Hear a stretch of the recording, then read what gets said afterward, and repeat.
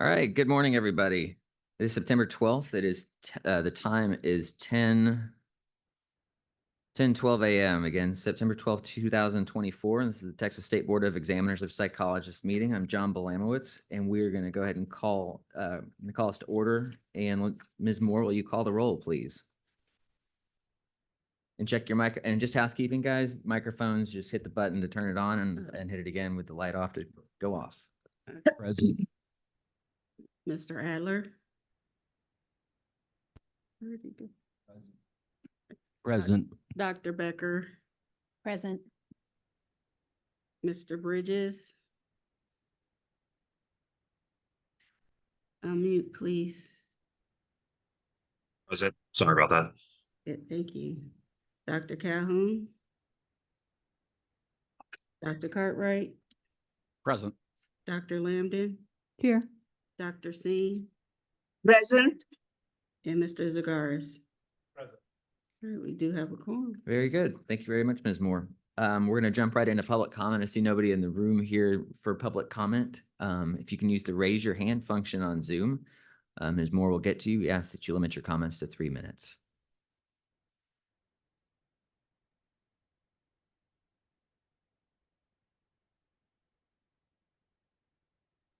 There are no hands raised Going once, going twice. and no phone call attendees. Okay, very good.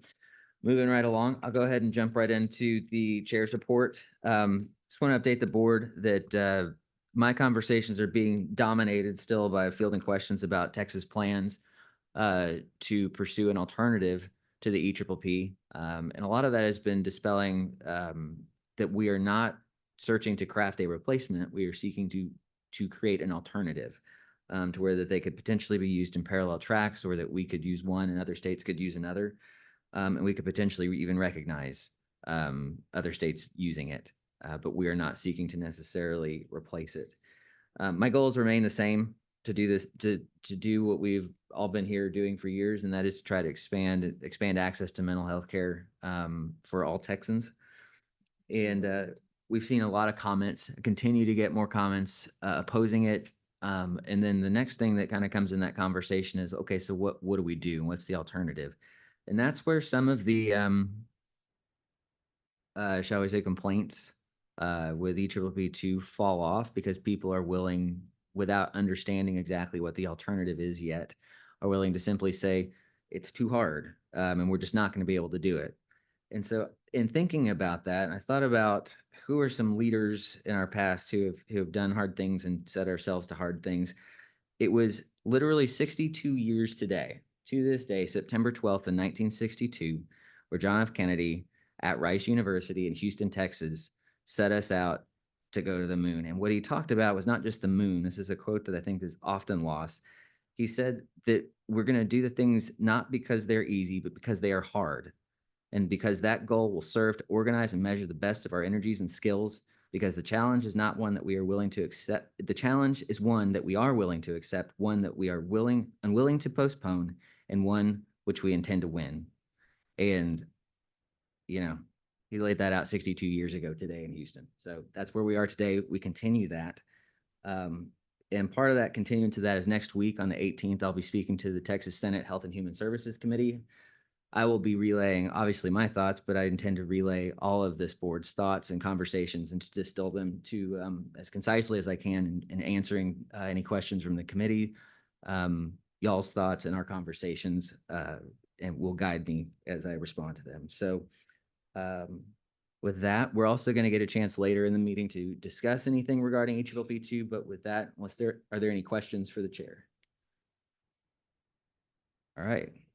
Hearing none, thank you very much. We're going to go right into the board administrator's report. Okay.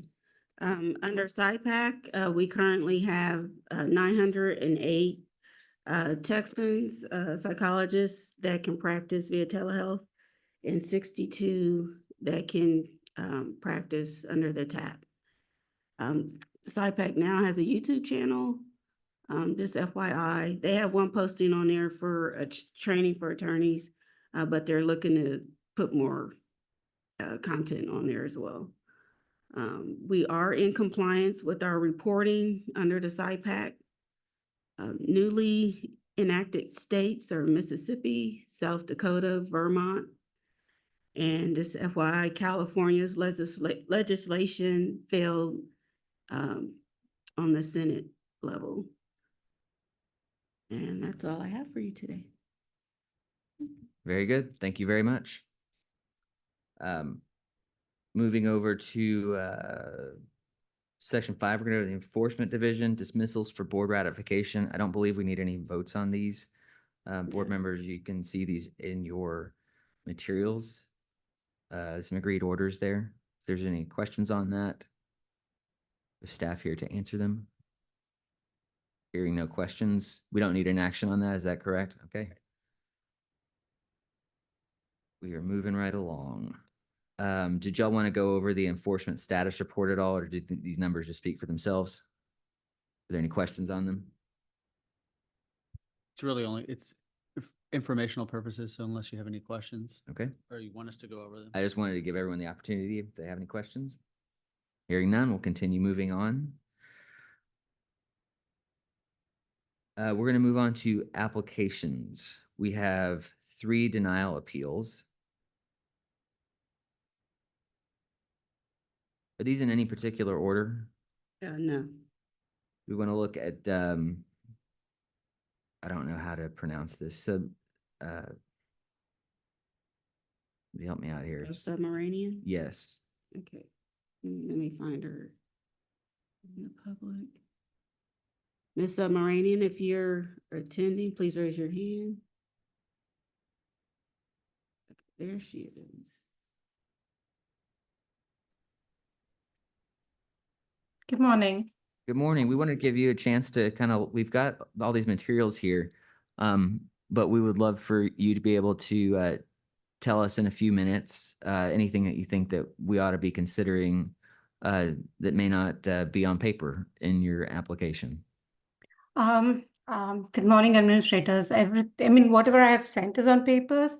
I would like to just give a brief background. I'm Lalita Subramanian. I am a clinical psychologist, basically trained from India. All my training, education, a lot of experiences have been in India. When I moved to the US in 2002, and then I got my certification as school psychologist with the New York City Board of Education based on my previous experiences and education background from India. 3 years of working with the New York City Department of Education as a school psychologist, both in an agency and in a public school setting, which was the Committee on Special Education, Region 9, Manhattan.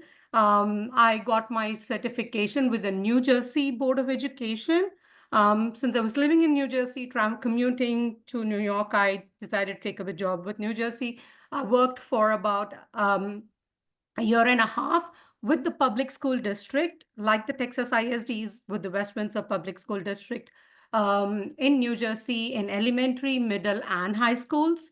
I had to move back to India for personal reasons. And that's when I complete my doctorate in the area of school psychology. My request here is I come from a country where school psychology is not like a recognized separate professional, like a curriculum or a professional degree in school psychology. The only professional degree is clinical psychologist, and most clinical psychologists work with children in schools. Our school systems are not like the US school systems where we do have school psychologists or a position of working. Most psychologists working with school children are in special schools because we do not still have inclusive schools, very rarely. Even the international schools in India do not have a position for a school psychologist. And the school psychologist has been developing in India for the past 10 years to increase awareness. My duration in India, from here, I have been part of the School Psychology Association in India, training people in India across SAARC countries. We call them the South Asian countries, India, Bangladesh, Sri Lanka, Malaysia, Singapore. So I have been part of the Indian School Psychology Association helping build awareness of school psychology in schools and among teachers. I returned back here to Texas and I cleared my praxis before I even returned back and applied for my school psychology license here. But I was told that I lacked certain education or practicum. My request here is that if my work experience as a certified school psychologist in New York and New Jersey, which spans for around from 2004 to 2010, almost 5.5 years of work experience in public schools, to be accepted in lieu of an internship request or an internship or a practicum that may be missing from my academic curriculum. But I do have a work experience. And as part of my postdoctoral that I have been doing in Texas, I have also been working under a supervised licensed school psychologist for school systems, but unfortunately it is not in the school system, it's in a private system. The reason I couldn't do in the school system or as even an intern was because I did not have the formal requirement of a school psychology master's degree program. So my request is here to consider my work experience in the United States in 2 states in public schools in place of a practicum requirement. Thank you. That's all I have to say. Thank you very much. And so just to clarify, so she was licensed in New York. And New Jersey. It was good enough for 2 other states as it sits, correct? Okay, I'm Yes. seeing nods. Okay. So the problem is that based on, as I understand this, the problem is that I'm sorry, is she licensed or certified?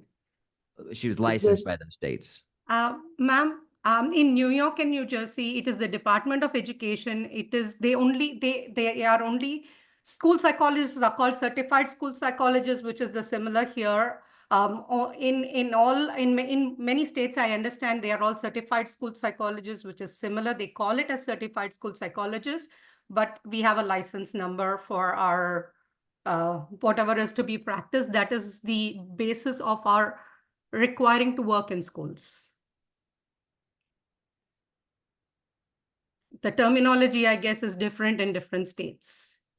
And in different states, sometimes like there was a discussion, I think, with this going back and forth from TEA to the psychology board. Like this is not every psychology board across the United States licensed LSS, like school psychologist. It sometimes Right. falls into the education agency. And so in New York and New Jersey, that's what I'm understanding here. Okay, so the question though is that according to our rules, this is kind of black and white. And in terms of a school-based practicum, she is lacking. We don't necessarily have the remediation authority here. Am I understanding that correctly, as we do in some other, in terms of LPAs and psychologists? Yes, sir, Mr. Hyde? So I think there's 2 things. There's the practicum, under the rule, it says it needs to have the practicum in it's the 463(9), and then in E7, it says there's supposed to be a school-based practicum in the graduate level coursework, and then there's the internship in F, and then in subsection F that says that it's supposed to be part of the part of a regionally accredited part of a formal course of study through a regionally accredited university. So basically we would look for it on the transcript. Okay. And so that is only in the rule, and that's not the statute does require the internship, but it does not specifically require the internship to be through the university program. Okay. So I'm going to turn this over to the board in just a second to discuss, but determining the possible pathways forward, we do not have the authority right now under our rules to just make a remediation thing here. BHEC has taken up a broader remediation rule that if approved, we would have the authority to make a remediation plan or deem whatever she's already done to be remediation enough. That will, obviously the will of the board will prevail. If that's the direction, we could move subject to BHEC actually approving that, or we could do any other option, up to including denial. So with that, I'm going to turn it over to the board for discussion on where we want to go. Robert, can you clarify the rule that we have sitting with BHEC? Because it's the one that says, it's the thing about people who are licensed in another state? No. It is a more global rule that is set. It is recognizing that statute sets the minimum requirements and that everything else in the board rule is up to the board's discretion. And so it simply says for any individual, as long as they meet the statutory requirements, the board has the flexibility to consider other experiences or other efforts as remediation or as sufficient. And so as long as the deficiency is something like here that is in a rule, it gives you the discretion to say someone is meaningfully met, even if they don't meet the letter of the rule. And Dr. Becker, I think what you're thinking of is where we changed in subsection D in 463.9, where it talks about the required or appropriate degrees for the license. And that's where we said, if you're licensed or certified in that other state, regardless of whatever degree you have, if New York or New Jersey said you're certified as a school psychologist, that your degree that you used would have been, that license essentially or certification would qualify your degree so that would count. So Okay, that's what I It's was the degree, thinking. not the coursework. Got it. Got it. So we're basically, it was the degree piece, not the qualifications that got that degree. Yeah, the Okay. coursework, the internship, all that stuff.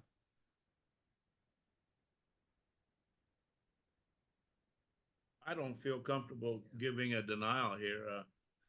She presents a. Go ahead. I don't feel comfortable doing a denial here. She's, I don't even know how many years she's been working. She's qualified. She's certified, licensed in a couple of states. We've discussed shortage of mental health professionals. We need to attract people and we need to be creative. And I guess what I'm going to recommend is that we wait for this new rule to come around and maybe table this. I don't know. I hate to table it, you know. I'm also in agreement with Mr. Zaguris that I do agree with the general broad rule that BHEC is forming. And I believe that certainly applies to the situation if and when that is made into law. That meeting's coming up in October, correct? Correct. So would we be able to address that at that time? Yes, you are, as a board, are able to give us direction as staff, and so you can give us direction as if the rule was adopted by saying, okay, staff, if the council adopts this rule, here is what we want you to do in this case. And you don't have to table it. So Mark, you and I get to vote on this at BHEC. I know where I am on it. So the point is that we can vote contingent on whatever BHEC ratifies it at that time today and say if that happens, staff do this. So I think what we're saying, and I'm not an LSSP, but I'm not hearing any compelling reason to decline this either. So I would want to hear from the LSSPs in this crew. Is there any compelling reason to say no to this applicant? Because what I'm hearing is that we have a qualified applicant who came from a non-traditional background to our state as a qualified applicant. So is there a reason to say no to this? Yeah, and not to mention that she served over 5.5 years in those, in tough districts. So, I mean, I totally agree with you. So then I think we move to approve this candidate's application contingent upon BHEC approving the rule. All right, y'all have heard the motion? I'll second. It's been moved and seconded. Further discussion? Hearing none. All those in favor of the motion to approve contingent on BHEC's adoption of that remediation rule signify by saying aye. Aye. Opposed, say no. The ayes have it. Thank you very much, everybody. And Ms. Seb, I'm going to get your name wrong. I'm sorry, Ramanian. Thank you very much for being here today, and stay tuned to the vote at BHEC in about a month or so. Thank you. Thank you.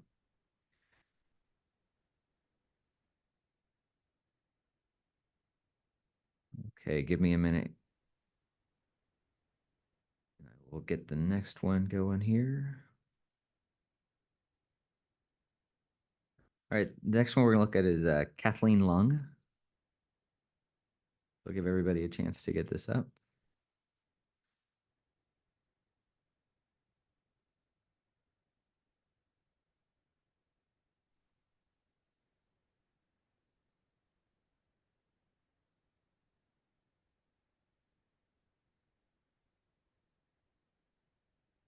Looking for the denial letter here to, if anyone's got the denial letter up here, can y'all tell us why we denied this?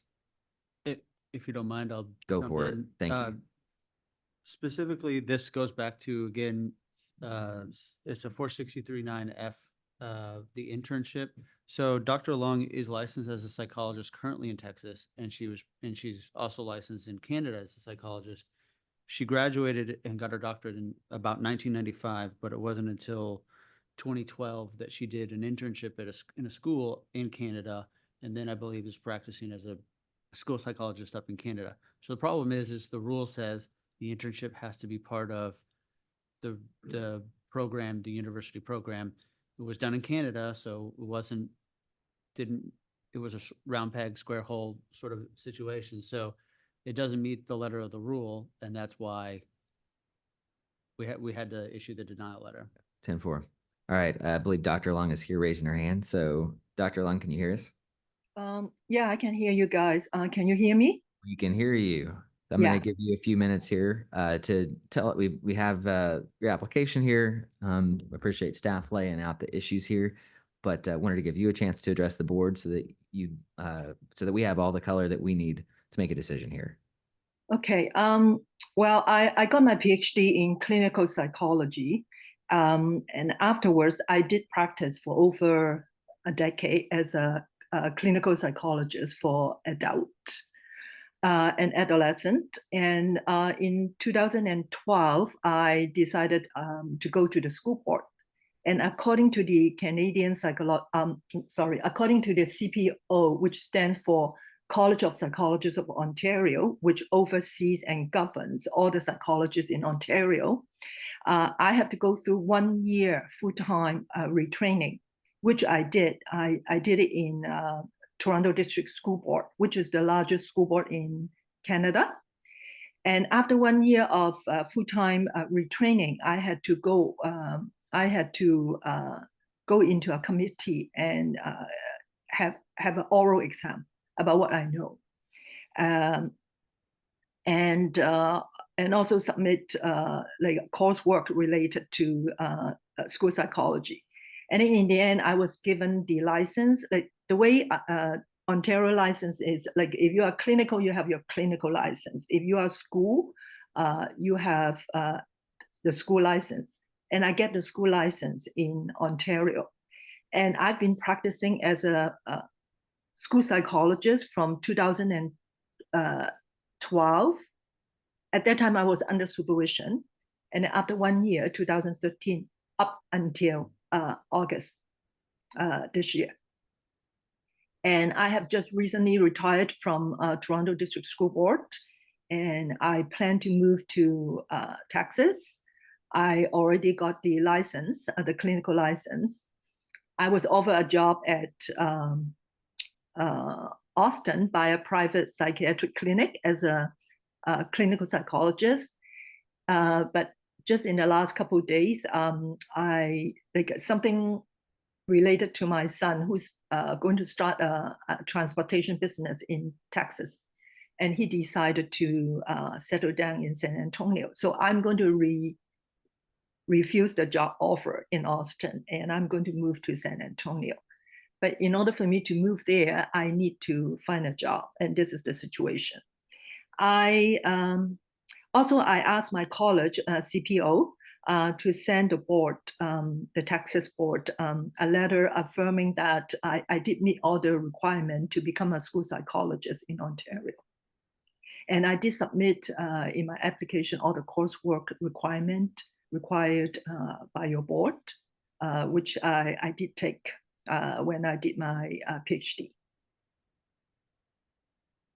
Very good. Dr. Long, we appreciate it. We're glad to hear that you're coming to Texas. San Antonio is a great place. Okay, thank you. Any questions from the board? Okay, Dr. Long, hold tight. If we might come back to you, but hold tight for right now. Seems very similar to the last one, but turn it over to the board for discussion.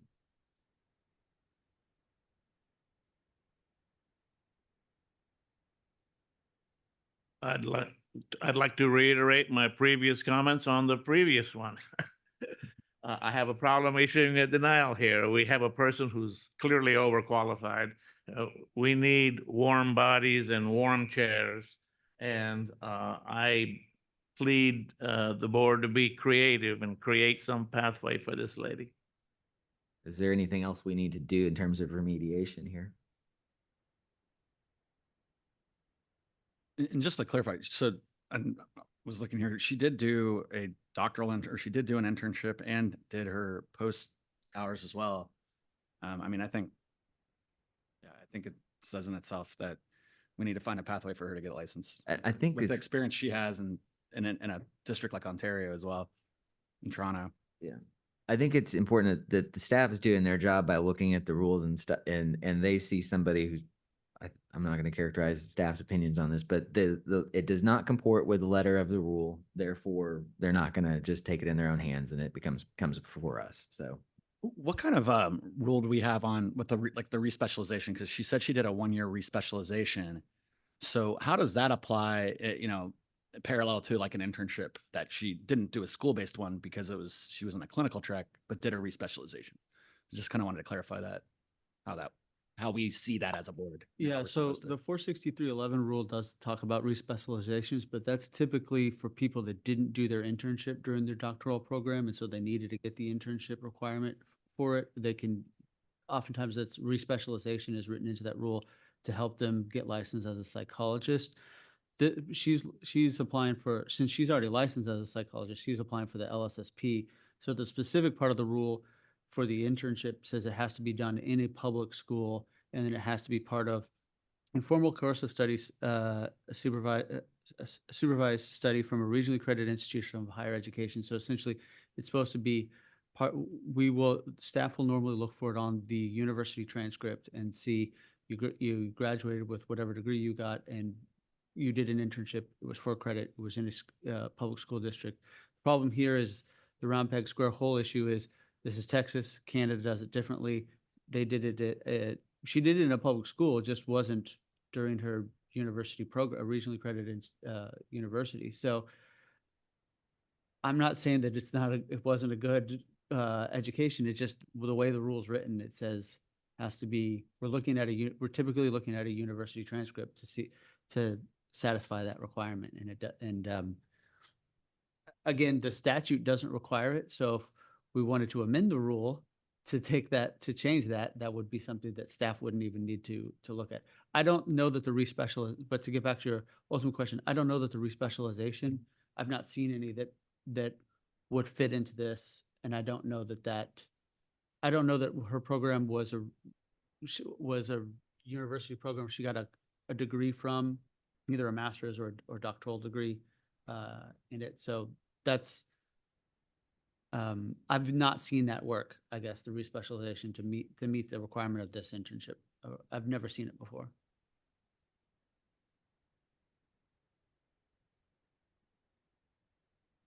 Well, I think nonetheless, I think it seems that most of us are in agreement. If anyone isn't, then can speak up. But I think we do want to find a pathway to get Dr. Long licensed here as an LSSP. So would a similar motion for? I'm open to motions. Let's hear it. So I move to allow us to wait until the BHEC rule is, I guess, ratified at the BHEC meeting in October. And so this is to approve her application subject to that vote passing. Is that correct? Yes. Okay. Is that seconded? Seconded. Any further discussion? Hearing none. All those in favor signify by saying aye. Aye. No. The ayes have it. Thank you very much. Dr. Long, thank you. Thank you very much. And Thank welcome to Texas. everyone. Come on down. Thank you. Thank you. Thank you to everybody. Have a good Dr. Lung, have you been through a Texas summer yet, coming from Ontario? I did. I came a couple times already to make sure that I like the place. I did come. Okay, we just didn't want you to come down and in the first summer run back to Ontario. Dr. Long, we talk sometimes about retention of our psychologists. So I'm glad Mr. Spinks asked that because it sounds like we might keep you. So again, welcome and thank you for coming before the board today. Oh, thank you so much. Thank you so much to everybody. I really appreciate that. You bet. Thank you. All right. Thank you. Thank you, board. Moving on. Montague Bailey. This is an LPA application. And Dr. Pauline is here. Doctor, you've heard how we kind of do this. We've got your application materials in front of us. Actually, real quick, staff, do you just want to tell us why we're here again and lay that back out for us of what we're missing, what we're deficient on before we turn it over to the doctor? Sure, this is an LPA, excuse me, an LPA application, and the part she's missing is in subsection A2, which is the requirement for 6 hours of supervised experience under the supervision of a licensed psychologist or LSSP. Her degree shows 5 hours of supervised experience instead of 6, but they were supervised by an LCSW. Okay. Doctor, can you hear us okay? Oh, Yes, Okay. can you guys hear me okay? Yes, we can. Hang on 2 seconds. Go ahead. I was going to mention, this is something that if you wanted to do a remediation plan, the rule currently allows for it. As of today, you would not have to wait till the October. So just remind me, it's for LPs and LPAs, we do have the remediation. For LSSPs, we do not. Correct, that there's nothing built into the LSSP rule, and the LPA rule and the LP rule do have specific requirements in order for you to meet before you can remediate. But hers, I believe, does meet that requirement. Yeah, and just for an editorial comment for the public, that sounds messy and confusing. This is the messy and confusing part of trying to get your rules better and more streamlined to get people licensed. So we're dealing with it. Mr. Chair. Yes, sorry. Just before the doctor speaks, I did want to point out something that y'all may want her to clarify on that point of being supervised by a social worker. The practicum form does indicate that there was some sort of practicum supervising professor that was a licensed psychologist. Okay. So I imagine y'all would want her to speak to that. Thank you, Robert. Doctor, you heard that? I'll turn it over to you to tell us what you think we need to know here. Yes, can you guys hear me okay? Try again. It was a little quiet. I think it was coming in. Can you guys hear me okay? Now we can. That's great. Thank you. Okay. Yes, I'm Dr. Pauline Montague Bailey, and I go by Dr. P for short, so you don't have to struggle with saying the last name Montague Bailey. So I go by Dr. P, and that's okay.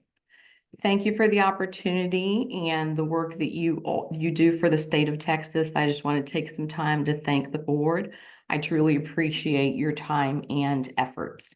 I'm addressing the board today regarding Rule 463.8A2. I do have a doctorate in psychology and completed 5 practicum hours, and 6 practicum hours are required. But postdoctoral degree, I enrolled at Liberty University, and I completed the clinical practicum, and I earned 3 practicum hours. So technically, I have 8 total practicum hours.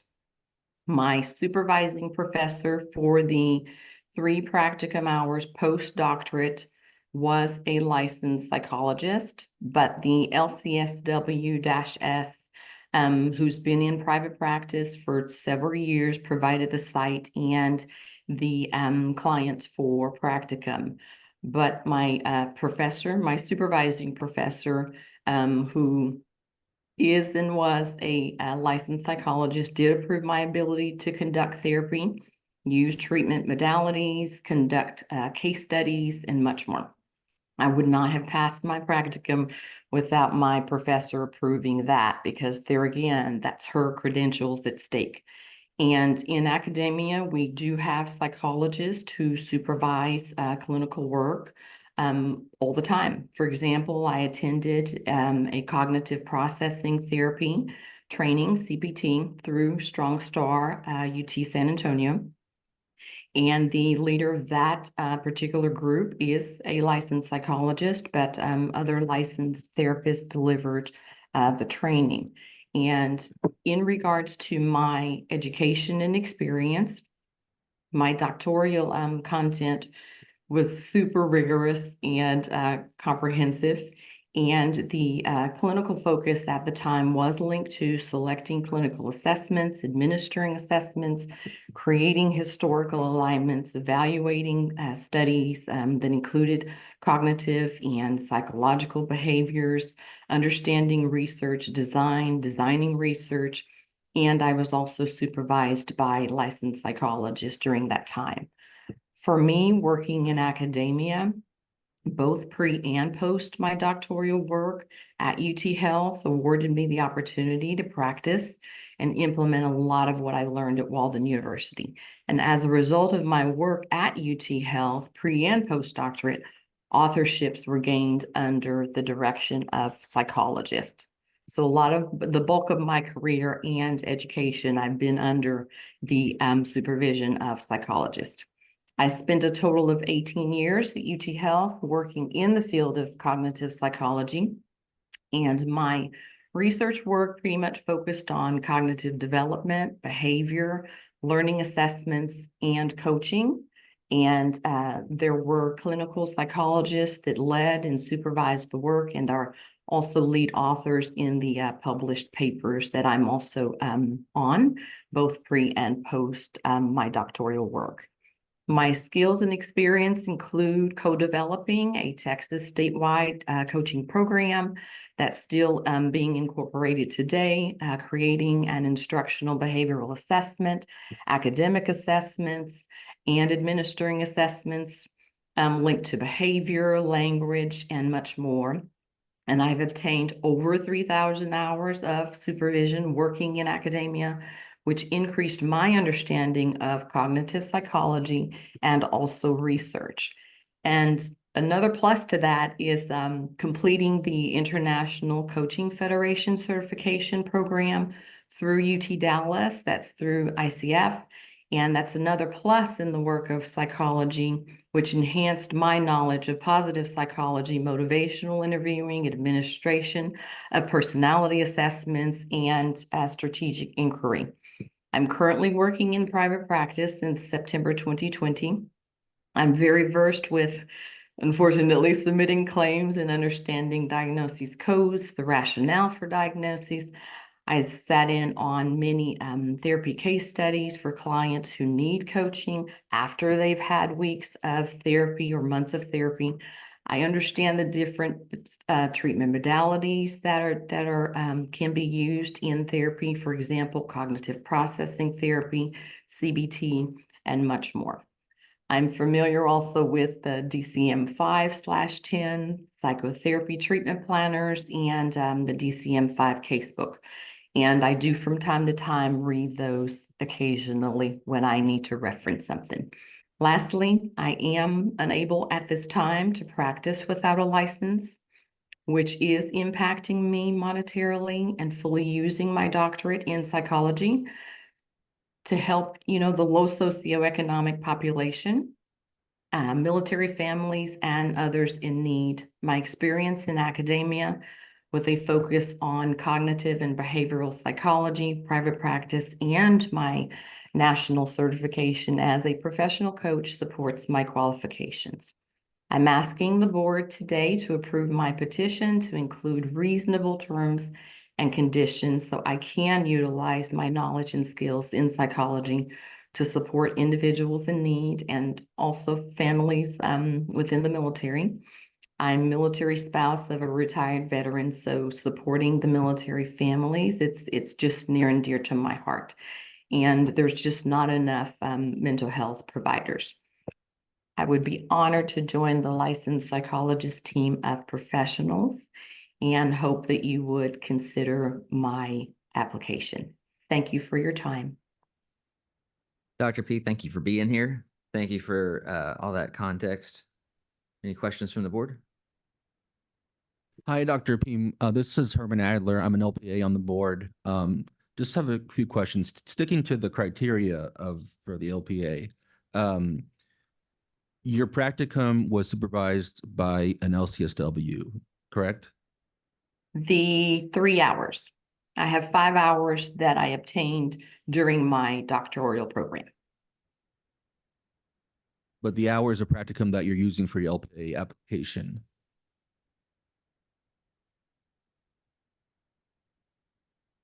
Yes, okay. And this was part of a program at a university, correct? yes, yes, Okay. sir.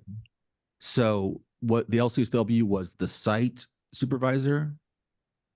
The site supervisor. Sorry, what was that?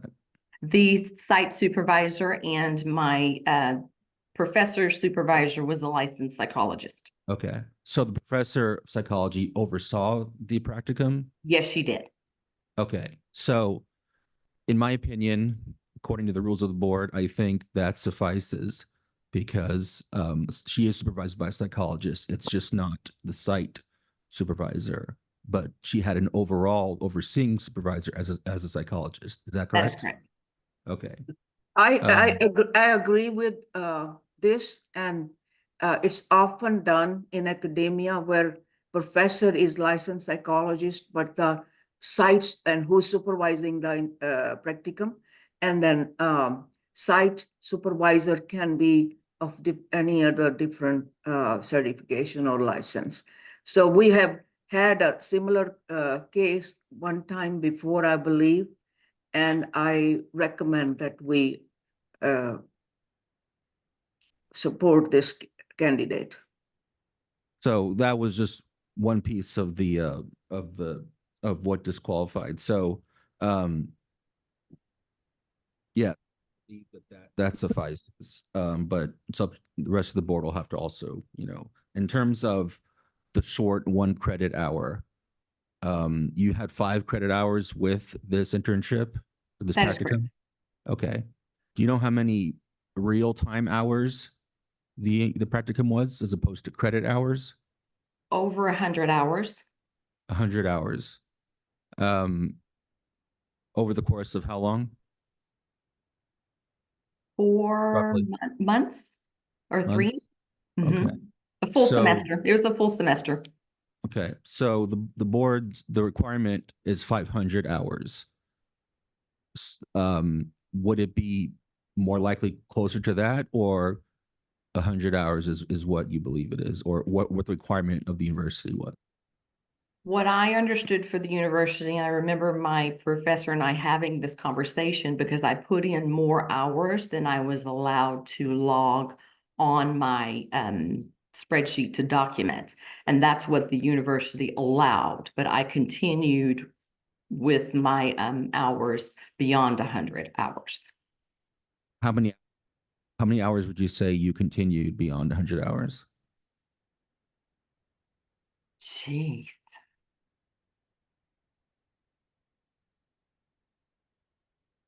Roughly. If you have any documentation, you can submit it also after this meeting.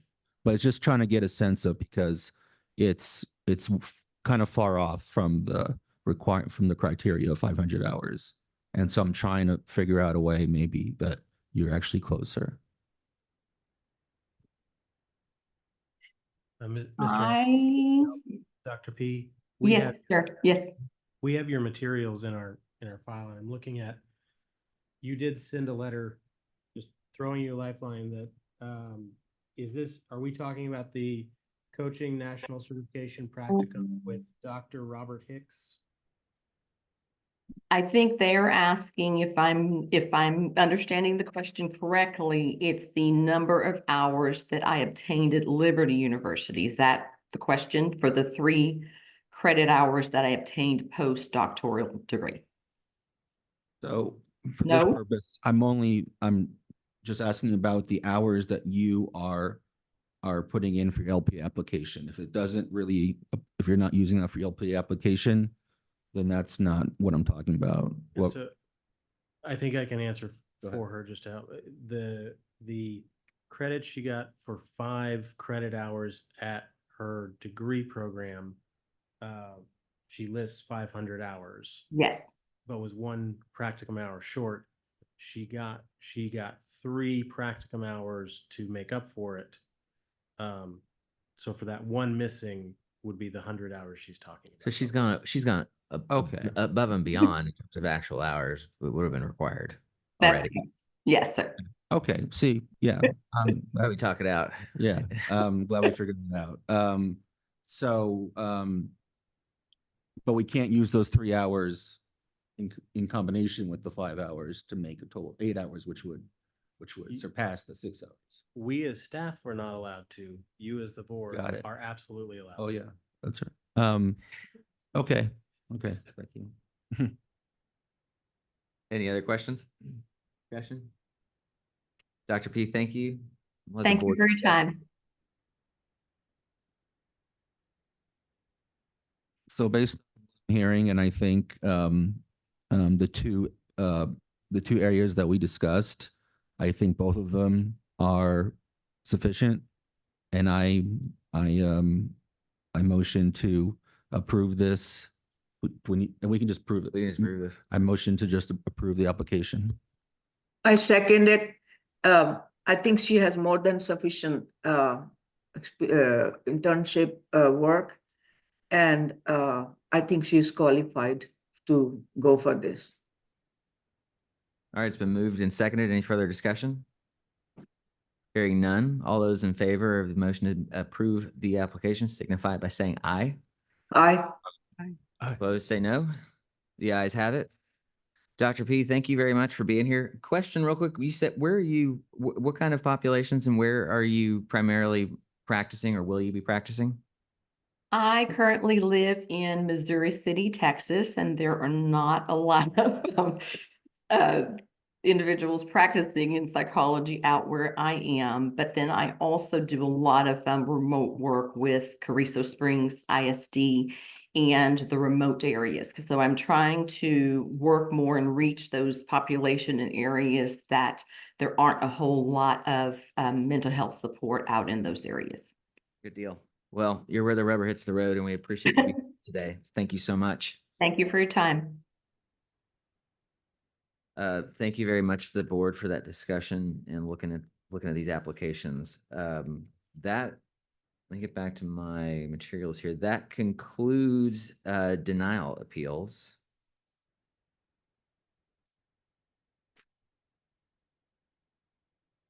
I don't believe we have anything from the compliance committee or anything with agreed orders. If I'm not mistaken. Somebody tell me if I'm wrong. There's nothing to report.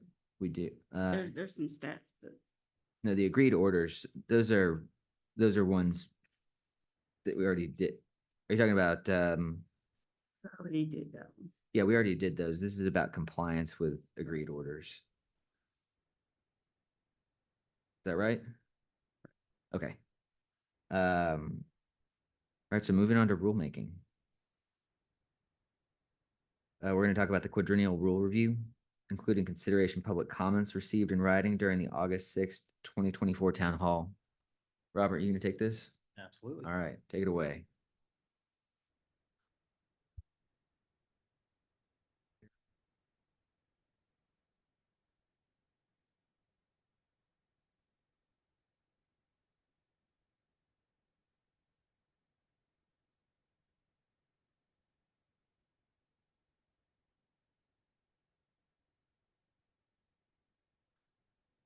All right, so we are nearing the end of the rule review process. Thank you all for each of your individual input, but also everybody attending for y'all's participation. What we need to do today is finalize the findings of the rule review. Now, importantly, this is separate from any actual rule proposals. We will get to those after. There are a few to do today. These findings, it is just a comprehensive recitation of what we found that needs work going forward. And so all I'm asking for the board is your approval that this is the process we undertook. These are the findings we have made, and we will be working on them as we go forward. So last time I talked to you, we had identified a few provisions for repeal. I'm going to quickly skip those because we have brought those as proposed rules that we will get to in a little bit. But for the public, They are the same ones that we have previously identified. There's some public comment that we got that we will talk about those as we lay them out in just a little bit. There are still a few areas that we want as a global look across the boards to harmonize our practices. These are court-related practices, military-related applications, telepractice. Yeah, those three. And so that will be a longer-term discussion among all the boards of how do we make sure sort of administratively we're approaching things the same way. There's, I think only one provision that will need a little bit of work, but we'll bring back to you, which is the LPA rule. They don't, strictly speaking, have to submit something to us that we say they do. That's just a cleanup rule. We will probably save that for a time where we're opening the rule anyway and have more important things to talk about. We'll try to, and generally as we go about, there's a long list I'm about to show you. We are not going to overload you with 20 rules every board meeting to update. We will try to group them and take bigger pieces that are important and move the ball, but in a manageable way that doesn't confuse us or y'all or the public. So what I really wanted to get to was this last section is provisions that are going to need consideration from you going forward. This includes anything identified by the public. In your board materials, you have a spreadsheet with all of the public comment that we received, as well as a couple of individual public comment documents that were simply too large for the spreadsheet. By and large, there were a few topics that got a lot of notice, one of them being the EPPP and the score, passing score for that, and what the board does going forward. Other items on the list are the license requirements for associates and school psychologists and psychologists. I will note, just since the board has just been talking about these three denial appeals, the rules for the practicum and internships are almost exclusively the hurdles that trip people up in our licensing process.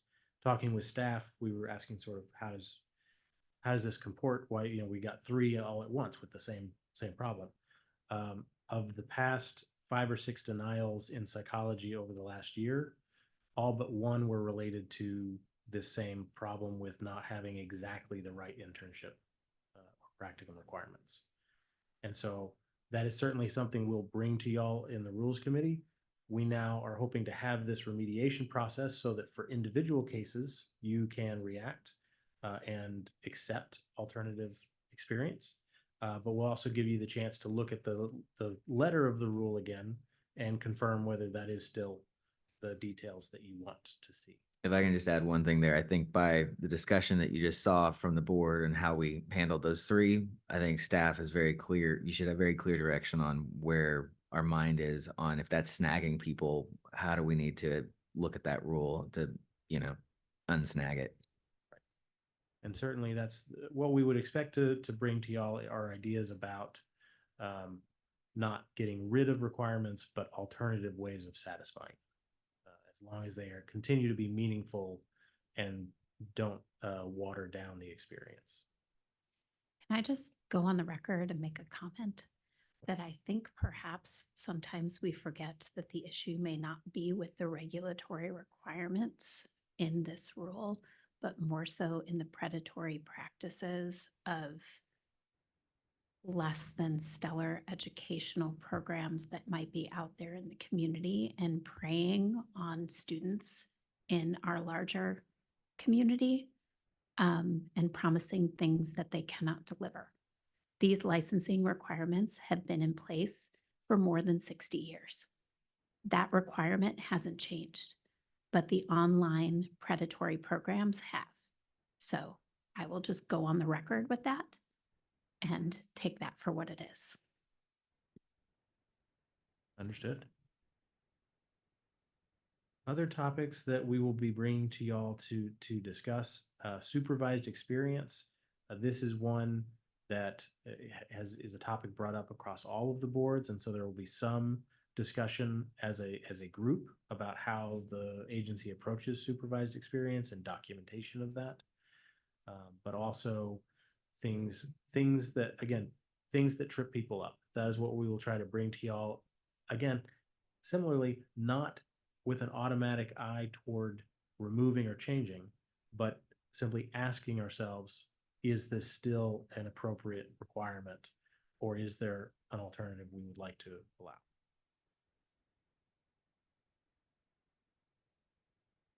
And then follow, winding out the list, sort of practice requirements really relating to conflicts of interest and dual relationships, and then duties to report and how practitioners need to engage with the board and make sure they're following the practice requirements. So again, for the public, these are all the items that you gave to us. I have simply listed them, but the board has all of your comments written. They will be included when we consider these matters, and we will do it deliberately and going through each of the items that people have raised over the coming months. So that is the findings that I'm hoping the board will endorse today, but I'm happy to answer any questions. Cool. And there's no action needed from the board on this, but essentially laying it out for what's coming, correct? Correct. I mean, I need a vote of approval or endorsement in some manner. Okay. Just to close it out. Okay. So we just need to vote that these are the things that we're going to look at. Correct. To ratify this document, essentially. I can move to ratify the document. It's been moved. Your second? It's been moved and seconded. Further discussion? No, hearing none. All those in favor signify by saying aye. Aye. Opposed, say no. The ayes have it. Thank you to the public for all the input that y'all have had on this. Staff up here and staff upstairs who've all played a role in this. We see you and appreciate it. A lot of work went into it. The work continues. So thank you. Moving on to, we have 3 proposals and 1 awaiting adoption recommendations that would go up to BHEC. So we can start with 463-9. Give everyone a chance to pull that up. So to lay out this rule proposal, the rule review noted, so this is the LSSP rule. At the very, very end of the rule, if you scroll all the way to the bottom, we had previously had a provision, currently have a provision, that recognized the timing hurdle that happens when LSSPs are coming out of school and in May, June, July, applying for a license, but then needing to start work in July, August, September at their school, and they may not have their license yet. Understandably, the board many years ago put this in place to allow for those LSSPs that have applied with us to go ahead and start their work and start practicing for a limited 45 days. Unfortunately, there's just simply no authority for the board to have done that. The statute is very clear that you have to have either a license to practice or be practicing in an exempt setting, like as a student in a university program. The board simply cannot give permission for someone to practice without a license in a setting that requires a license. And so unfortunately, we got quite a lot of public comment and concern that we absolutely recognize this will create some burden on LSSP applicants. We tried to address at least one part of that timeline. So you'll see there's some new language to clarify if someone is a student and they are finishing up their degree program and they graduate in May, but they have not finished their internship at the school district, they can continue and finish that internship. They were a registered student, they enrolled, And while they were a student, they started the internship, they can finish it. That's we feel like that is still clearly part of that exam setting, even if the person has received their degree, just for that limited time to finish what they contractually agreed to do. That'll settle that time frame. We don't have an answer yet for what to do when people want to start work and don't have a license yet. That really will require a statutory change. We appreciate folks' feedback of creative ways that we could read our authority, but we just don't feel comfortable stretching it that far. So that's the proposal for your. Yeah, I appreciate the color that you put on that in terms of the distinction between, this is one of those things when we're trying to make this better. I said it back when we had the hearing at the Capitol, we're going to bump our head on statute from time to time. This is one of those instances where we're bumping our head on statute. And I'm happy to let the legislature know, when able and where appropriate, that, hey, this is a concern that's been raised. We've taken this as far as we can take it. And if anything else is going to be done on it, it's going to be done through law and not through rules here. Any other discussion? So we need a motion to propose. I will. Go ahead. Mr. Chair, just someone in the audience has their hand up.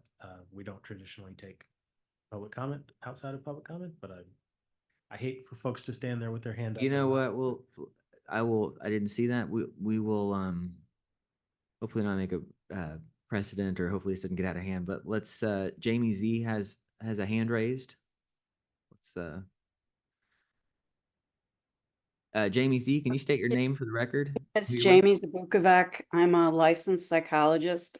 I just wanted to comment that the 463.9 number 3 is kind of unclear to me. Which 3? 463.9, item number 3. Well, after 9, there needs to be a letter. Is it A3, B3? Oh, G3. Thank you. That's the one that we're deleting. Oh, okay. I wasn't sure about that because I was like, well, that's confusing. Well, thanks for chiming in. I will go ahead and usually, again, we usually don't take comment here, but we can go ahead and clarify this. The underline is what we're adding. The strike through is what we're deleting, and the deletions here. Actually, I'm going to turn this over to you, Robert. I'm going to get out over my skis. It looks like they disagree with each other, and that's why you struck it. But I'll let you clarify that. The addition disagrees. So the addition is now allowing for you to finish your internship. The G3 was essentially saying, we previously gave someone 45 days after they applied, so we had to put in G3 that said, but you don't get any more than 45 days. So since we're taking away the 45 days, we also no longer need to say, and you don't get the more than 45 days. Yeah. Okay. I was just going to say, I think this all makes a lot of sense, and I really appreciate you rewriting this. I think this is going to help clarify a lot of confusion that I could see that it would be causing. So I move to go ahead and approve 463.9 as proposed. As proposed. I second that motion. All right, it's been moved and seconded. All those, any further discussion? Hearing none. All those in favor signify by saying aye. Aye. Opposed, say no. The ayes have it. All Mr. right. Mr. Chair. Yes. Just one editorial comment. I want to make sure the public, I know Robert's done a good job, but I want to make sure the public understands, even though we're proposing this rule change, that it's going to, I mean, candidly, it's going to have a little bit of a negative impact on the ability of folks to practice until they get licensed, in that gap period between your graduation and your achieving licensure. I want to make sure the public understands that we recognize that. We are definitely going to be working with TASP and the school psychology community to try to figure out if there is a solution to cover that. It's never a good idea to try to really engage in rulemaking in an open meeting, trying to, spur things on, at the spur of the moment. But I just want to make sure everybody understands this isn't over. This discussion is not over. The comments that everybody has submitted will be considered by the Rules Committee going forward. We will probably be reaching out to a lot of the stakeholders that commented to get them involved more going forward. So don't think that this is over. This is not a settled issue. This is not, you have not heard the last from us on this, I can assure you. Yeah, So, and if you're not involved in the conversation and want to be involved in the conversation, bring it on. So, don't be shy. yeah. Maybe that can be part of our next town hall, to get some community stakeholders and some more voices in that discussion. Yeah, and I mean, in reading the comments, like I get it, but then again, you're asking. This is part of why the remediation rules have been so important because we can't just make it up ad hoc as we go, and if we don't have the statutory authority, we don't have the statutory authority. So we, if we wanted to change that, we could go run for the legislature, or we can just pass the baton to the legislature and see what they say. Anyway, all right. So anything else? Okay. Moving on to 463.10. 463.10 is the other one that came out of the rule review that needs more immediate action. It's the requirements for psychology license. You scroll down to the second page to item E. This is one where the requirement for documented supervised experience. Statute allows for a waiver of having to prove that. If someone is practicing in good standing in another jurisdiction for at least 5 years. That's where statute stops. And unfortunately, our rule went further and to say, or if the applicant can simply affirm that they have had 3,000 hours of supervised experience. Again, that's just not, there's no statutory authority to treat those individuals different and to give them a lesser requirement of proof than anyone else. So we're keeping the statutorily allowed 5 years, but we need to strike the language about just affirming that you have 3,000 hours, and they will simply have to prove the hours requirement, the 3,500 hours requirement, like everyone else. So without commenting on the wisdom of those lines, we don't have the authority to say so. There's no statutory authority. This is when you're licensed in another state. Correct. This is when you're transferring a license, right? Okay. This is just where whichever board passed this just wasn't paying attention to the statute and went further than they should have. Yeah. I move to adopt the changes. All right.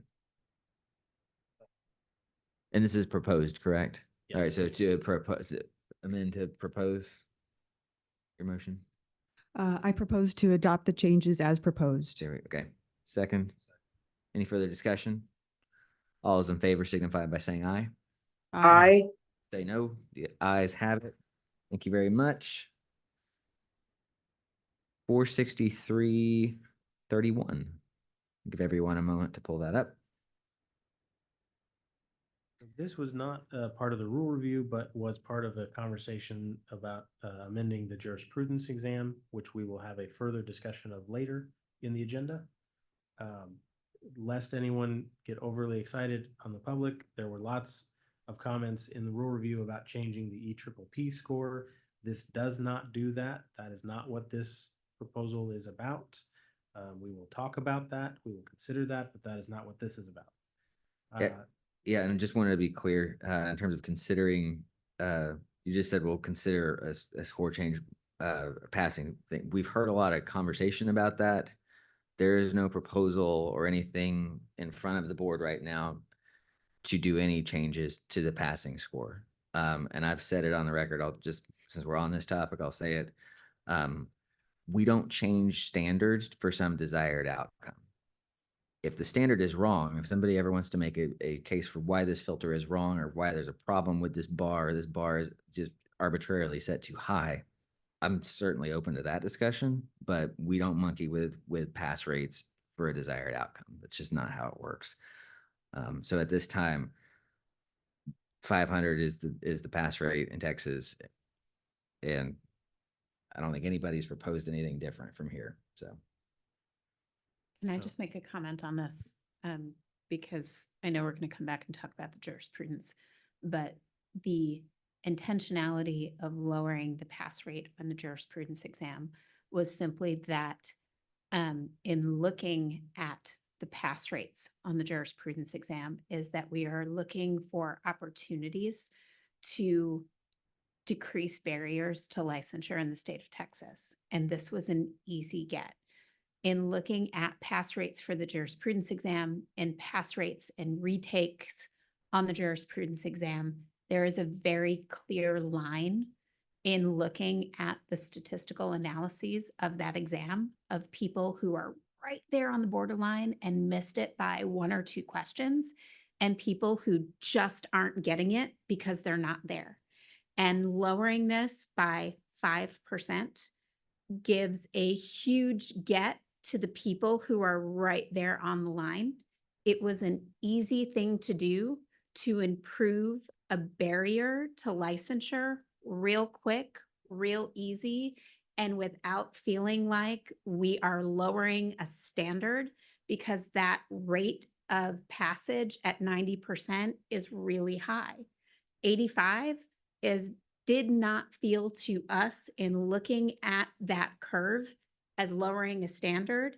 It looked at removing a barrier.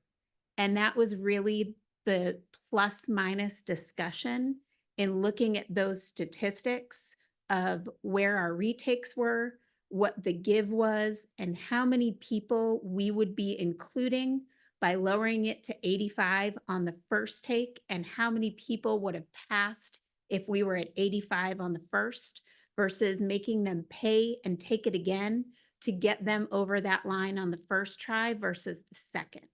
Does that make sense, at least to this group here that wasn't in that discussion and looking at those numbers? Yeah, and I think the other thing too is the purpose of the jurisprudence exam. It's almost a teaching test in a way to make sure that that we've got basic knowledge of, laws and whatnot versus, psychological aptitude. I will also say that the other request that was presented, at least to me, as an opportunity to remove this barrier was to make this a non-scored test that was a truly teaching test that taught as you went along. And that to me felt very much more as removing a standard. And I didn't like that idea at all. So that's just a personal opinion that I'm throwing out there. This to me was truly removing a barrier and providing a compromise without lowering a standard. Thank you for that, Dr. Becker, because that actually answered basically every question I had about this proposal. So thank you for that synopsis. I will also note that this is one, again, we're going to get to the other parts in a moment, but it was a comprehensive look at the jurisprudence. This is not the only change we were making. We were also looking at number of questions, types of questions, the reforming questions. So this is a piece of an overall. Sadly, I do have one bit of bad news to share with the board. We are recommending you propose this. We are 100% behind it and going to move it forward.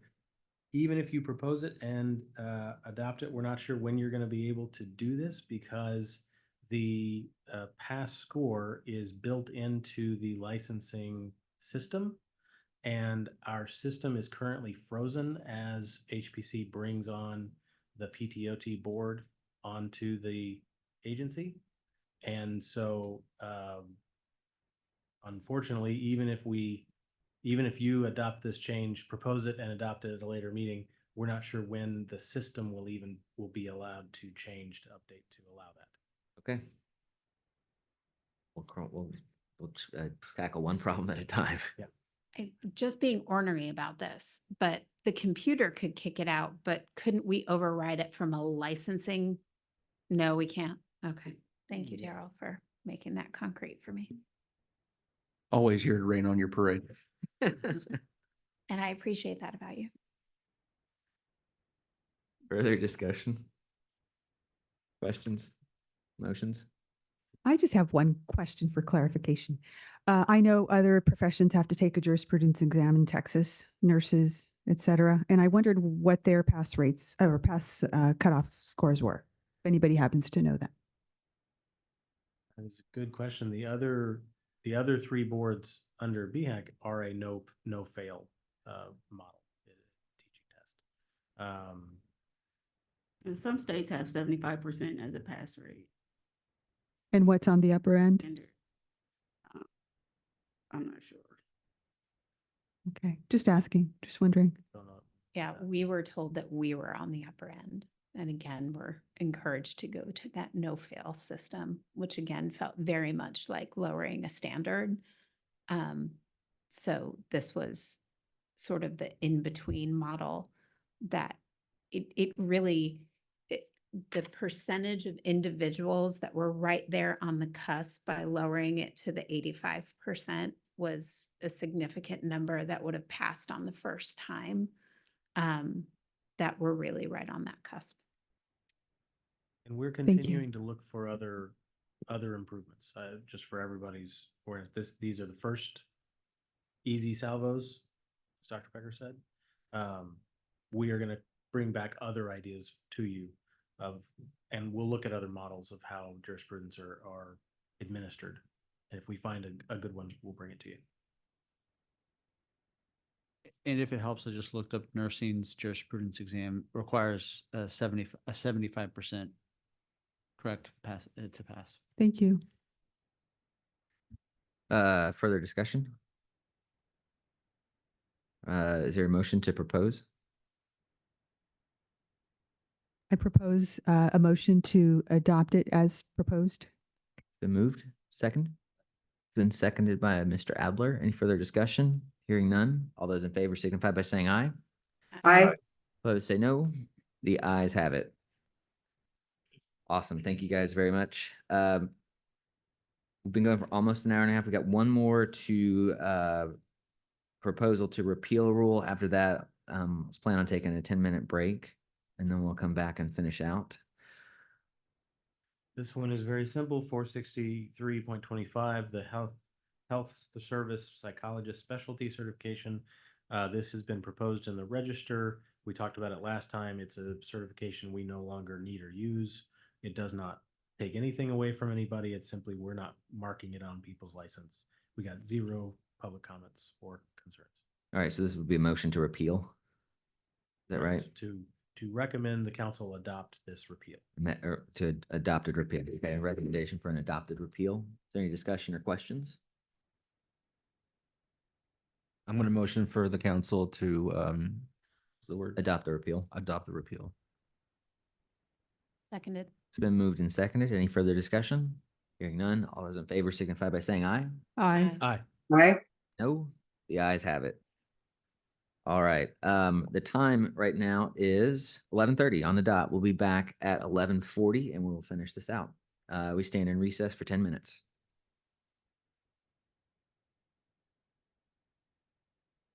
Just go. Okay. Good morning again, everybody. The time is 11:43 and the Texas State Board of Examiners or Psychologists is back from recess. Moving on to item number 8, update on EPPP Part 2 and alternative options. Talked about this earlier.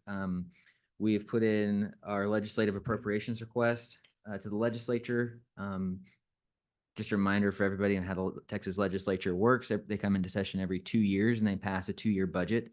They're going to be coming back into session in January. So is there anything that staff y'all want to just comment real quick on? We've sent that over there in the status of where we are with the LAR and next steps on that, or would that be inappropriate here? We've sent it over. We've had our initial budget hearing with the sort of the staff level legislative budget board. At some point, both the House and the Senate will have their initial budget hearings where we'll present those requests. But otherwise, I don't think we have any particular update.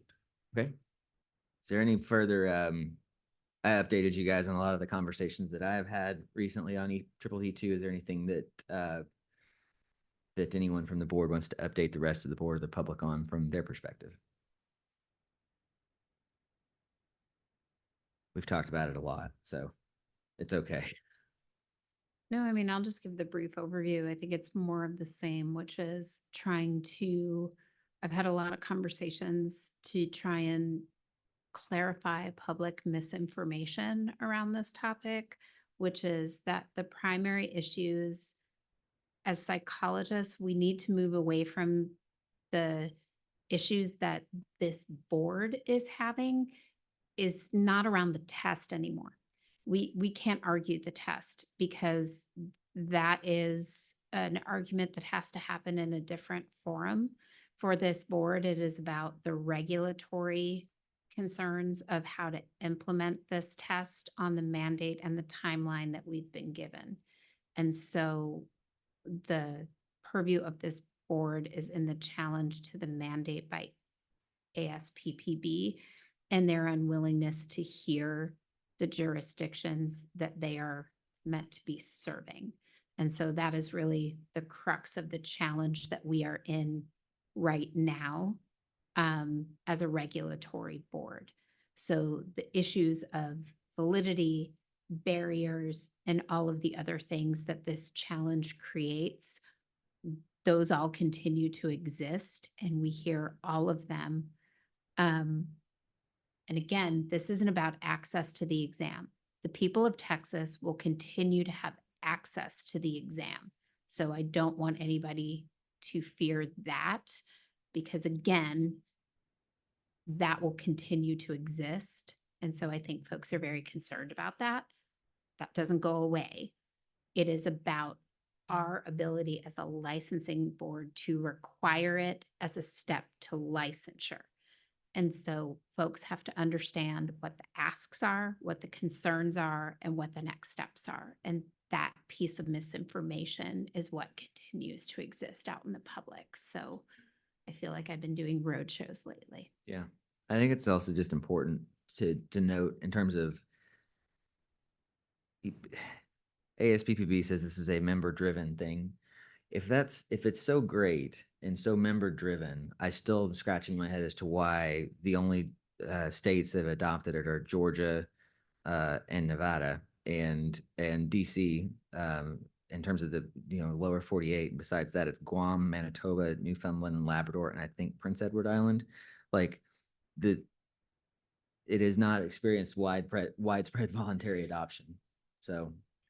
Mr. Chair, correct me if I'm wrong, but also don't several of those states you just mentioned have people that sit on the board of ASPPB as well? ASPPB is based in Georgia. I'm not sure if they have any Georgia board members. I know the current president of ASPPB is from Nevada, and one of the candidates to sit on the board, it's coming up for election at the mid-year meeting, which we're going to talk about, is also from Nevada.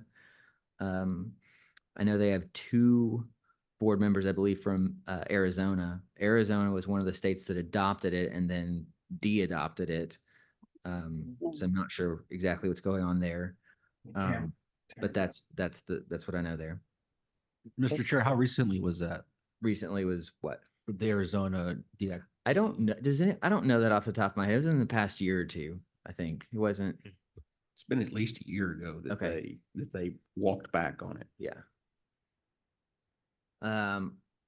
Any other updates anyone wants to share on HPP2 before we talk about the annual meeting? All right, moving on to point number 9. The ASPPB annual meeting will be in Dallas this year. We need to elect a voting delegate. The other thing, and then attendees who's going. Beneficially enough, there are three of us board members who live in the Dallas-Fort Worth greater area that I plan on attending. I'll let the other board. What's y'all's plans? Yeah, I was going to plan on attending. I've been her ASPPB representative for a while now. I don't mind going again. And I'll be attending as well. Yeah. Staff attending.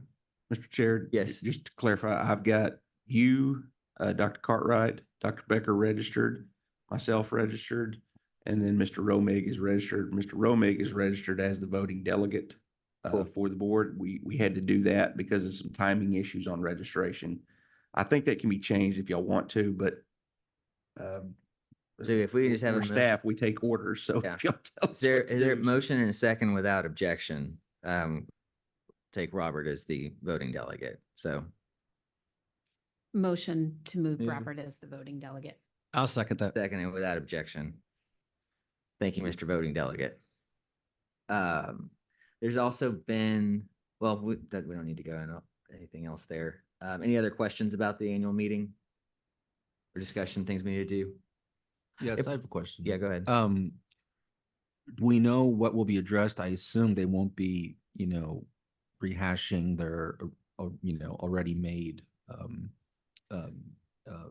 approach and decisions. What is our goal or objective? Wonderful question. One of the biggest things that we're working on is a bylaw change. A change to the bylaws that essentially demands a vote of the members for any big mandate like EPPP2. And so just to reiterate for the public out there, EPPP2 is adopted by a vote of the executive committee of ASPPB and announced to the members. As a member who attended that annual meeting a couple of years ago, I was completely flat-footed, and Daryl was there as well. We were both standing in the back of the room, and they announced it. My phone went off with the email that was go out exactly at the same time, and I was like, they just hit the button. It's launched, and it seemed quite deliberate and scheduled how they did that. So without ever having a say in the matter, Texas is asking for a say in the matter and asking for the states to be able to vote on that. So, Robert? I just wanted to clarify just a little. There's two components to the bylaw, and it's really the problem is this decision and this issue is not really a bylaw matter, and so this is the only way we were able to get a vote is through a bylaw proposal. So what I'm about to say is you're probably going to say, well, this doesn't seem like the easiest direct way to handle this. And the answer is no, it's not the easiest direct way, but this is the way we can get a bylaw change in. So yes, in order for us to all have a vote, submit a bylaw amendment, and the amendment would specifically say that no jurisdiction in ASPPB shall be required to adopt or use one program as a prerequisite to get another. And so that piece specifically talks to the mandate ASPB put in, saying, in order to have access to part one, you must use part two. And so that would strip that piece of it. The second part of the bylaw amendment proposal, we thought sort of next steps, well, what if then ASPPB simply said, okay, there's no mandate, but we're simply not offering part one by itself. We're just going to offer a combined. So the second part would say ASPPB is required to have, at a minimum, a knowledge-based exam separate from a skills-based exam. So they could have a combined exam later, but they have to at least have what they have now. So that's sort of the two pieces of your jurisdictions would not be required to adopt anything they don't wish to adopt, and it keeps the status quo of the exams we have now. Yeah, and the point being that is that the easiest way to do it? No, we had asked to have a discussion about this, asked to have a vote of the membership on this, and that was not happening. So when you go for a bylaw change, Texas isn't asking for a vote on this. We're demanding a vote on this and demanding for states to go on the record on, is this going to be how it rolls, with mandates like this. Robert, what's the hurdle to get the bylaw change in terms of it's not half plus one? Two-thirds. It's 2/3. So we have a very tall mountain to climb. And, I certainly wouldn't, I'm certainly not surrendering before the vote, but that is the odds are against us in getting this bylaw change, but it will force states on the record of who's there to say, what do we think about how ASPPB is governed in this way? I think to answer your initial question though, too, Mr. Adler, they have not published the schedule. They have not told us how this is going to go on the schedule. They have not told us when this is going to be on the schedule. And most interestingly, we've asked a couple of times now, how is this going to be addressed and communicated to the public that this has been requested. And it doesn't seem thus far that ASPPB has a process for taking to the jurisdictions a request like this. So they haven't let us know how this is going to be addressed or brought to the jurisdictions. So we continue to ask that. Daryl has asked multiple times of ASPPB to let us know how this is going to be processed as a request and how that request is going to be voted on, how it's going to be communicated to be voted on. And it is now September the 12th, and we still don't know the answers to those questions. So not only it would require 2/3 of, and by the way, the voting members would include you, Robert, and one for each jurisdiction. Every state gets one vote. Okay. And so, and that's Does that include the Canadian, the province. every would get one province, vote, so yeah. there's going to be roughly 63. Well, Yeah, I they're not think all, I- they're not all coming though, and that's the crazy thing about it. Because I'm not speaking for other states. I don't know what they're going to do. Like I'll mention California because they don't usually come. But if you want to think about states who get one vote, who don't even usually cast their vote, and how much I don't know. I'm shocked to say I should be giving deference to California, but there's so many people in California and so many licensees. How do you ignore, sidestep states that large? So would it be untoward for us to contact California and and and kind of appeal to them that this is if you don't want the test to happen, like we would.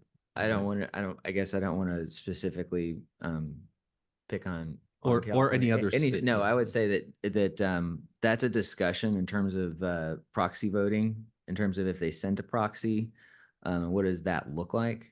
We have had some of those discussions with states. I've had some of those discussions. I don't want to get into that here on the record of who those conversations aren't mine to share necessarily. But it's certainly possible, we think, for them to send proxies, other states who may not be able to come. So the details of that have yet to be completely hashed out. And So so it we're also working on seems it, though. like, there might be a organized effort to subvert or, the request for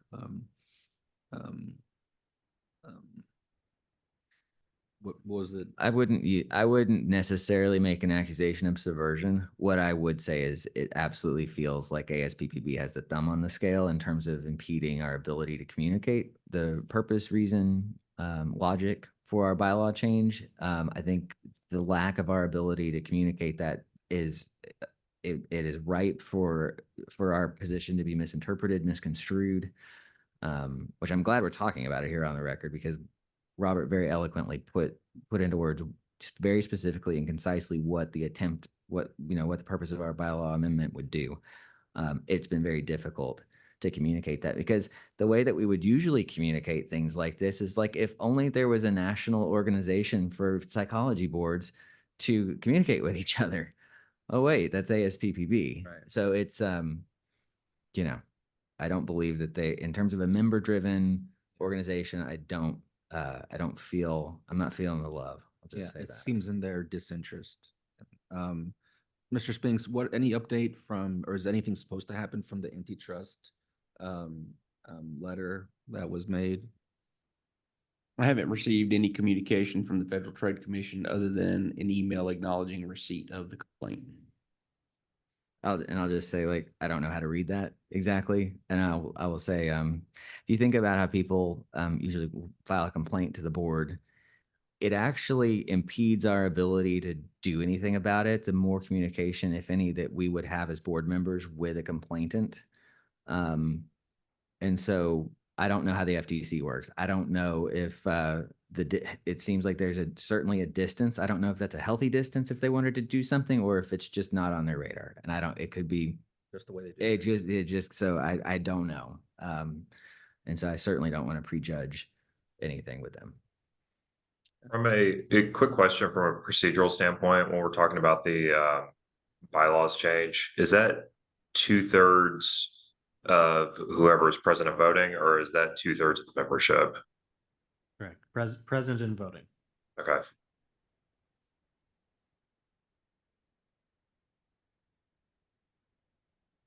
Any other comments, questions? All right. Go ahead. As far as the, the talk about potentially the new exam, where in the process are things with that, with the LAR and, kind of down the pipeline, where has there been any movement on that since just the initial discussion and getting funding, or is that? What I'd say is we have been thinking about what our next steps are, but we don't want to move that direction until we get some farther down the road. What the timetable would probably look like is that we would be aiming for being ready to hire, to put out the contract by next summer. And so we have quite a long window to develop the RFP and decide what we're really looking for. And so we'd probably be doing that during the legislative session so that we can tailor it to the information we're getting from the legislature to know what direction we're going. If we drafted it now, we would put a whole lot of effort in because they're not easy to draft. And then we might have to change it based on what happens in October at this meeting or as the legislature starts. And so we're. I have your attention, please. Can I have your attention, please? We'll be conducting a test for the fire alarm system. This is only a test. So it's partly an effort to be efficient in our efforts. Yeah, and it sounds like the October meetings, a lot's going to come down to that too. So. Yeah, Dr. Cartwright, and I want the public to understand, because there has been some misunderstandings in the public that we are already underway in developing the test, and that is not the case. We are not actually in the process of developing the test right now. The steps you have to take on something like this, we are still in the preparatory and really exploration stages. And what I mean by that is, on something like this, we do not have the funding or the ability in-house to develop an alternative exam. What you have to do first is you have to go to the legislature and and secure the funding to do it. And you also want to get, and I mean, this is something that this board and the council wants to do. You want to secure legislative buy-in on. Dr. Calhoun, can you mute your microphone? Yeah, thank you. You want to go to the legislature and get legislative buy-in on this type of an endeavor, because we've never made a request like this before. So I just want to make sure the public understands we are still in the process of going to the legislature, explaining the problem to the legislature, and why we think this is really one of the best options for addressing the mandate imposed upon us by ASPPB. The only other alternative is to simply accept the mandate, adopt an exam that we feel like will operate as a barrier to entry into the profession, one that we can't justify. So we have, in our LAR, we have asked for funding to do it. One of the things Mr. Blimwitz will be talking about more than likely on the hearing next week before the Health and Human Services Commission is kind of laying out this background, this problem. But again, we're still in the education stage and exploration stage. We've done RFIs, requests for information. We think we know what it's going to take to develop the exam. We think we have a good idea on the cost estimate, but we've still got to get the legislative buy-in. And then once we get the legislative buy-in, we also we're going to be doing stakeholder buy-in. In other words, we're going to be reaching out to you guys, you constituents, the psychologists, TPA, other psychologists in other jurisdictions. This is not going to be just a Texas-specific endeavor. This is going to be something we need to develop that everybody can use. So the science is the same, whether it's in Texas or north of the Red River or east of the Sabine. So we want to make sure we do that. But we've got to do these steps in a certain order. So I just want to make sure the public's clear. The psych board and the council, we don't have anything developed yet. We're still trying to make sure, we're still trying to bring everybody on the same page as to why we think this is the best option. if our bylaw change fails, if our bylaw attempt fails. And as Mr. Romeg and Chair Blumenwitz have said, that's candidly, I think the bylaw change is a long shot. So we've got to have Plan B. And I think that just to expound slightly on that, Mr. Spinks, I think that I think it would be fair to not take us seriously if we were running around willy-nilly on our own trying to develop some tests right now. What Mr. Spinks very eloquently laid out is if you're serious about this, you go through the serious steps of it. And we're doing that. And it is, again, we're not looking through any rose-colored glasses here. We understand the hill in front of us. We absolutely understand that. And we have, if you're going to climb Everest, you don't just pack a little Coleman sleeping bag, we're going shopping at the for the real gear that we're really going to need to do to execute this. So If I could add something too, I mean, I've seen, as I'm sure you all have over the past few months, all the assumptions and misinformation that have been out there regarding our last meeting and our conversations around this. Let's be clear, and this is just more for the public, I guess. The ideal situation is that we're allowed to continue as we have been utilizing EPPP. There's no question about that, but we've been forced into this position by ASPPB to adopt an exam that we still haven't seen whether or not there's any validity to it, but appears to be a cash grab. So the ideal state here, I don't think, is that we're having to develop our own exam. I think the ideal state would be ASPPB backs off and allows states to choose just to utilize EPPP Part 1. So I've seen the perception out there that this is Texas just trying to think that we know better, that we're going to lower standards by making our own exam, and that's just not the case. We were put in a uncomfortable position by having to even approach it this way. So I just want to put it out there for the public that this is not us just trying to pave our own way. It's a position we've been forced into, and it's unfortunate. That's exactly it, Mr. Bridges. And on top of that, it is that even if we were to say that we would adopt the EPPP mandate as pushed to us by ASPPB, we have regulatory requirements in the state of Texas that require us to justify that to our legislature and to BHEC, which is our regulatory board, that say we must justify why we are putting in another barrier, and both of those bodies must ratify that and say we agree with you. So we have already been told, both by BHEC and the legislature, that we don't have a reason to do this.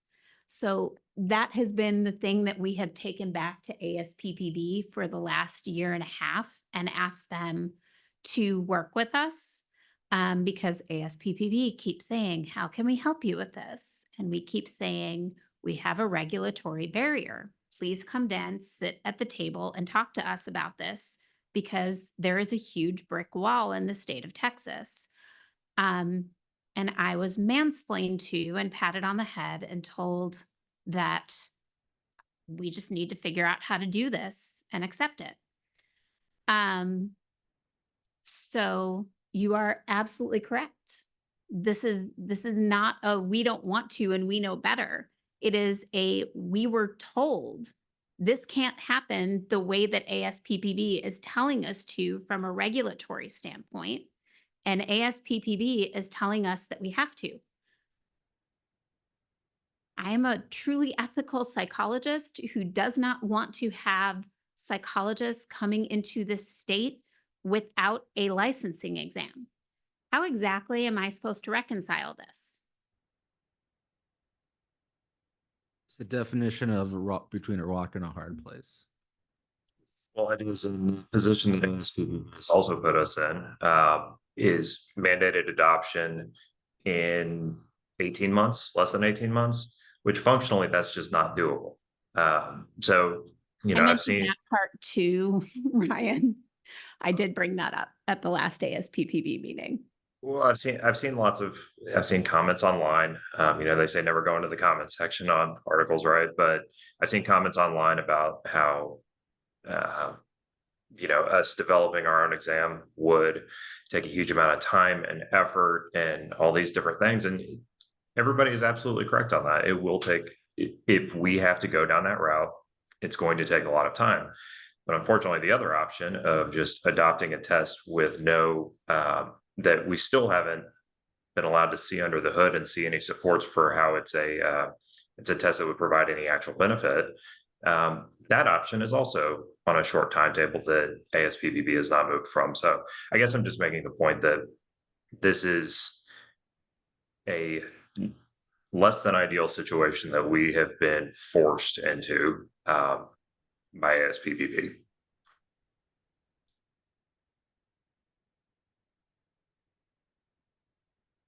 Any other discussion? All right.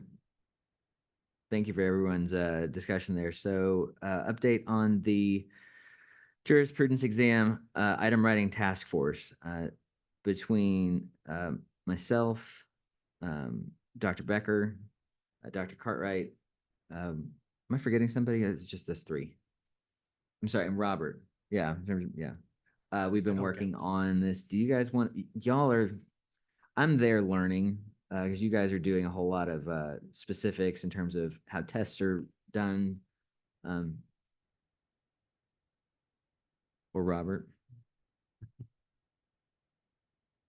Well, in essence, I mean, part of what we're doing is we are doing an item analysis on particular questions that seem to be missed by more people than not, I guess you could say. So very, very high percentage miss rate questions are the ones that we're trying to look at. We're trying to see what the deficiencies in those questions are. Like why is it so evened out between, you know, or one or two options are always missed.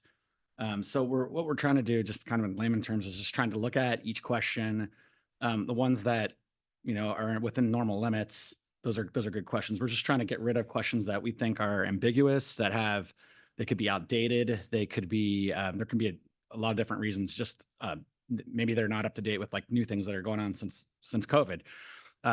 So we're just literally trying to look at all the questions, but by running an analysis on it and seeing which questions are missed the most and kind of tiering them out and then seeing how we can either improve that question or whether it needs reworked or removed. And I guess that's sort of in a nutshell what we're attempting to do. That's a great update. Any other questions, comments? I think too, in the process of that, one of the other things that was challenged, I think when we went over to the new electronic system, I think one of the goals was we had gone up in the number of questions that had been released, and I'm not sure that that was the intention. So we suddenly went from, what was it, like a 91 question test or a 70 something question test to a 107 question test, which I don't know was entirely intended. So we are looking at dialing back the number of items that were pushed out to each individual, such that we were truly creating a bank of questions that could be used again, and rotating questions in so that every individual was not taking every question in the bank. And we would again have the ability to throw in some experimental questions, get some validation of questions, and constantly be throwing in some new questions that we could put into development into our test bank and pull some potentially. There is, we found out some workings through BHEC to have a bank of questions that are used across the BHEC bank that might be appropriate that we could pull in. Not a huge number, but maybe, you know, 5 or 6 questions that are BHEC questions or questions that would be relevant to all of the different groups across BHEC. But things like that, just where we could leverage systems that were already in place to sort of up the bank, so to speak, while we're pulling out the questions that are no longer part of rules, that need to be retired, that are unclear, things like that. Any other questions? All right. Recommendations for agenda items for the next board meeting. If you don't have them, When's the next board meeting? I don't know that off the top of my head. I think it should be January, right? Yeah, 3 per year. January, I'm sorry. January 23rd, 2025. If between now and then, obviously, if you've got something you want to get on the agenda, you'll know how to do it. Get it to Diane and me. With that, my desk is clear. Entertain a motion to adjourn. One thing, I'm Mr. sorry? Chair, that's a long time frame in between now and then, and we've got the ASPPB meeting in late October, early November. Depending upon how that vote goes, I just want to say that there could be a need for a special called meeting during that time frame. So just kind of keep that. If we do that, I'll try to be cognizant of the holidays and schedules to the best I can.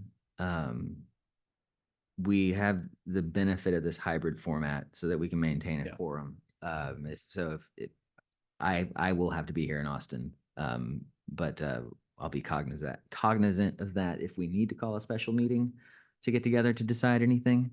But if we don't have to decide anything, y'all will be able to see what happens at the meeting anyways. All right.